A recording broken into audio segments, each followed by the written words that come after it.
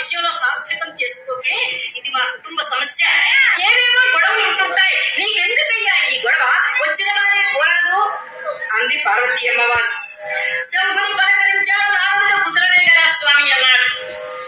అయితే శంకరుడు అన్నాడు, నారదా, నీకు తగినటువంటి కలహం ఇక్కడ లేదయ్యా, మరి అంత చోటికి వెళ్ళవయ్యా అని సలహా చెప్పారు ఆయన. నారదుడు బాధపడి, మరి మీరు అన్న మాటలకు నేను ఇక్కడ నుండి మీకు బాధ కలిగించిన దానికంటే మరి నేను ఉండి అపకారం చేసినట్టు ఉంటుందేమో, సరే వెళ్ళిపోతున్నా మహాప్రభు అని నారద మహర్షి ఎప్పుడైతే వెలికంచి వేసినాడో పార్వతీ అమ్మవారి తలుపు చేసుకుని పిలిచిందండి. నారదా, వెళుతున్నారా? నేను ఊరికి అన్నానని ఎలా రండి, అసలు మాకు వచ్చిన గొడవ చెబుతున్నాను వినండి. నారదా, మా వారికి నాకు కలహం ఎందుకు వచ్చిందో తెలుసా? స్వామి వారికి శ్రాంతిగా ఉన్నారు, నేను భార్యను, బాధ్యతగా వారికి పాదసేవ చేస్తున్నాను. నా పాదసేవకు మెచ్చినటువంటి శంకరుడు పార్వతీ నీకు వరదిస్తున్నాను, కోరుకోమన్నారు కదా అని.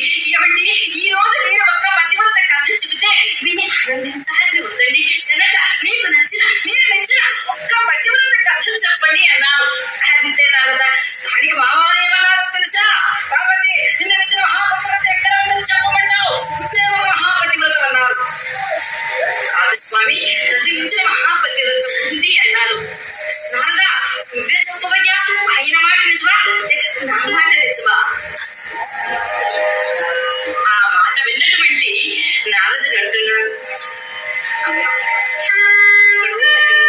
అంటున్నారు కదా, మీరే చెప్పొచ్చు కదా తల్లి.